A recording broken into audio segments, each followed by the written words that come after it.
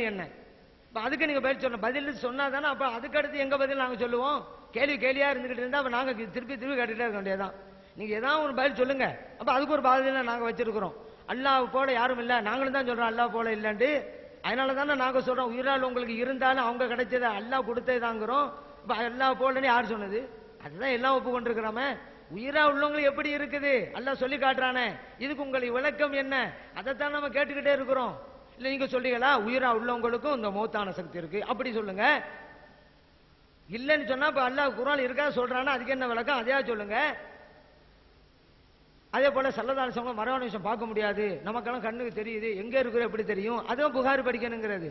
ஹதீஸ படிச்சா தான் தெரியுமா? ஸல்லல்லாஹு அலைஹி வஸல்லம் அவங்களுக்கு எங்க பின்னால இருந்தாலும் தெரியும். ஸல்லல்லாஹு அலைஹி வஸல்லம் சொல்றாங்க வல்லாஹி இன்னி லா அராக்கும் ஹல்ஃபி கமா அராக்கும் அமாமி அப்படிங்கிறாங்க.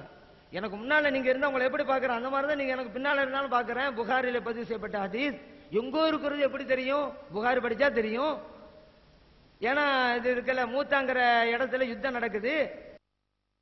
அப்புறம் ஜாஃபர் ரலியல்லாஹு அன்ஹு அப்புறம் அப்துல்லா இப்னு ரவாஹா ரலியல்லாஹு அன்ஹு ஷஹீதார்கள் அப்போது சொல்றாங்க ஸல்லல்லாஹு அலைஹி வஸல்லம் மதீனாவுல இருந்துகிட்டு.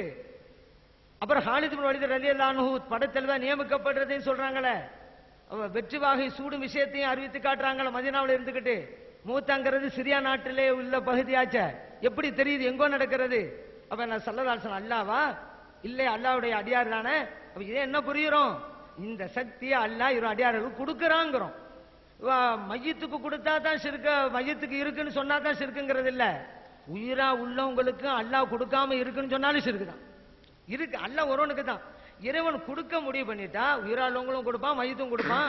இல்ல உயிராளவங்களுக்கு மட்டும்தான் கொடுப்பான் மையத்து கொடுக்க மாட்டான் அப்படின்னு சொன்னா அதுக்கு ஆதாரம் காட்டுங்க. அல்ல ஆதாரம் எங்கிட்ட கேளுங்க நாங்க சொல்றோம். அதை விட்டுவிட்டு ஏன் நீங்க திருப்பி குர்ஆனே அதிகம் சரியா விளங்காம இருக்கிறீங்க அப்படிங்கறதுதான் அவர்களை பார்த்து நாம் வைக்கிற கேள்விகள்.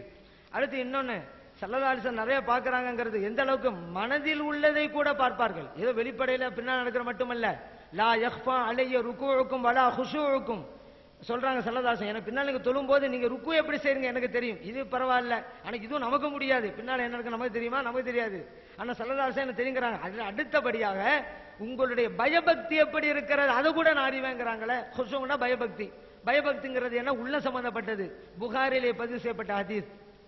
மறைவான விஷயம் தெரியாதுன்னு சொன்னா ஸல்லல்லாஹு அலைஹி எப்படி தெரிஞ்சு? இப்ப ஸல்லல்லாஹு அலைஹி வஸல்லம் மறைவான விஷயம் இல்லங்கிறது ஒரு ஆதாரத்தை வச்சாங்க. என்ன தெரியுமா? ஆயிஷா சித்திகா ரலியல்லாஹு அன்ஹா அவங்களுக்கு மேல வீண்படி சுமத்திய போது தெரியாம தானே இருந்தாங்க. தெரியாம இருந்தானே எங்க இருக்கு? பொறுமையா இருந்தாங்க வசனம் இறங்குற வரைக்கும். தெரியலன்னு எங்க நீங்க நினைச்சீங்க? அவங்க பொறுமையா இருந்ததுக்கு பல காரணம் இருக்கலாமே. அவங்க தவறில இல்லங்கிறது அல்லாஹ்வே குர்ஆன்ல சொல்லி காட்டுறானே. அல்லாஹ் குர்ஆன் என்ன தெரியுமா சொல்றான்? வத்தய்யிபாத்து லித்தய்யிபீன் வத்தய்யிபூன லித்தய்யிபாத். அழகிய பெண்கள் நல்ல பெண்கள் நல்ல மனிதர்களுக்கு தான் திருமணம் செய்து கொள்ள பொருத்தமானவர்கள். அதே போல நல்ல ஆண்கள் நல்ல பெண்களுக்கு தான் திருமணம் செய்ய பொருத்தமானவர்கள் அல்லாஹ் சொல்லிட்டான். அதாவது ஒழுக்கமுள்ள பண்புள்ள இவங்களுக்கு அப்பதான் ஒத்து வரும்னு சொல்லிவிட்டான். அப்படி இருக்கும்போது ஸல்லல்லாஹு அலைஹி வஸல்லம் அவர்களை போல சிறந்தவர் இந்த உலகத்தை யாருக்க முடியுமா? அல்லாஹ் என்ன சொல்றான்? நல்ல உங்களுக்கு நல்ல மனைவி தான்ங்கிறான். அப்படி இருக்கும்போது உயர்ந்தவர்களான இறை தூதராக இருக்கிற ஸல்லல்லாஹு அலைஹி வஸல்லம் அவங்களுக்கு நல்லவர்கள் அல்லாத ஒரு பெண்ணை மனைவியா கொடுப்பானா? இந்த வசனத்துக்கு மாற்றமாயி போச்சு. அது ஸல்லல்லாஹு அலைஹி வஸல்லம் பொறுமையா இருந்த காரணம் என்ன? நம்ம சொன்னா அதோட முடிஞ்சு போகும். ஸல்லல்லாஹு அலைஹி வஸல்லம் சொல்றாங்கன்னு வச்சுக்கிறங்க, என் மனைவி தூய்மையானவர்கள் சொன்னான்னு வச்சுக்கிறீங்களேன். அல்லாஹ் மறுபடி வசனத்தை இருக்க தேவையில்லை. அல்லாஹ்வுடைய ரசூல் சொல்லிட்டா மக்கள் ஒப்புக்கொண்டுதான் ஆகணும். இன்னொரு வசனம் தேவையில்லை. அல்லாஹ்வுடைய ரசூல் அந்த பவர் இருக்கு. ஏன் பொறுமையா இருக்கிறாங்க? நம்ம சொல்லிங்கிறது அல்லாஹ்வே அந்த வசனத்தை இறக்கட்டும். கியாமத் நாள் வரைக்கும் வருகின்ற மக்கள் அந்த வசனத்தை ஓதட்டும். ஆயிஷா சித்திகா ரலியல்லாஹு அன்ஹா அவங்களுக்கு அந்த சிறப்பு கிடைக்கட்டும். அப்படிங்கறனால பொறுமையா இருக்கிறாங்க. பொறுமையா இருந்துட்டாலே தெரியாதுன்னு அர்த்தமா?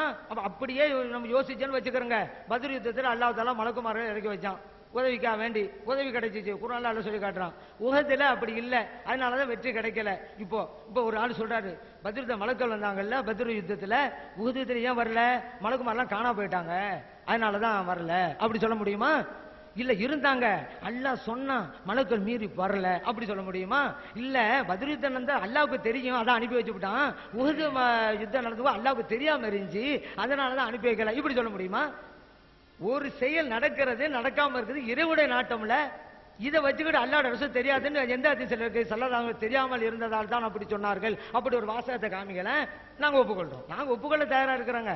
நாங்க எதுவா இருந்தாலும் இதுவரைக்கும் குரானை காட்டுறோம், ஹதீஸை காட்டுறோம், கேள்விகளை வச்சிருக்கோம், பதில் வரல. எல்லாம் உங்க சிந்தனை ரீதியிலான ஒரே நேரத்துக்கு முடியுமா, ஒரே நேரத்தில் குணப்படுத்த முடியுமா, அப்படி முடியுமா? இதுதான் ஆதாரம், சிந்தனை ஆதாரம்.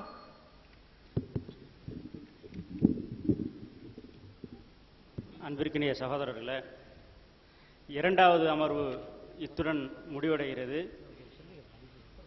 அடுத்த அமர்வு அசர் மகரிப் தொழுகைக்காக இடைவேளை விடப்படுகிறது.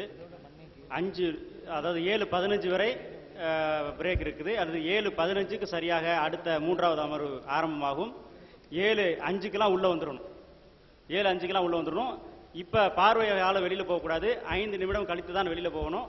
மேடையில் இருக்க போனது பிறகு நீங்க 5 நிமிடம் கழித்து தான் வெளில போகணும். யாரும் எந்திரிக்காதீங்க, 2 தரப்பு யாரும் எந்திரிக்காதீங்க.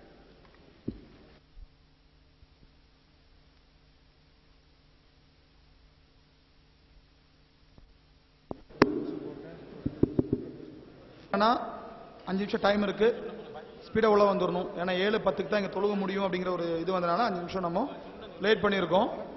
வெளியே யாரா நிற்கிறேன்னா வாலண்டியர்ஸ் அதை சொல்லி, 2 தரப்பை சார்ந்த வாலண்டியர்ஸ் அதை சொல்லி உள்ளே ஏற்றிருங்க.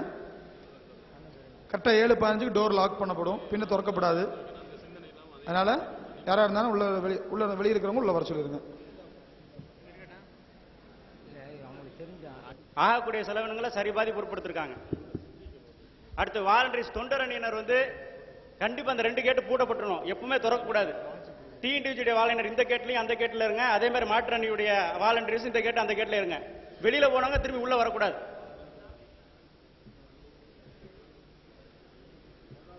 வெளியில ஏற்கனவே 5 வாலண்டியர்ஸ் இருக்கிறாங்க ஒவ்வொரு கேட்டுக்கும்.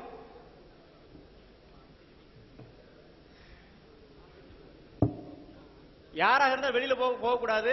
அந்த கேட் கண்டிப்பா பூட்டப்படணும் 2 கேட்டும்.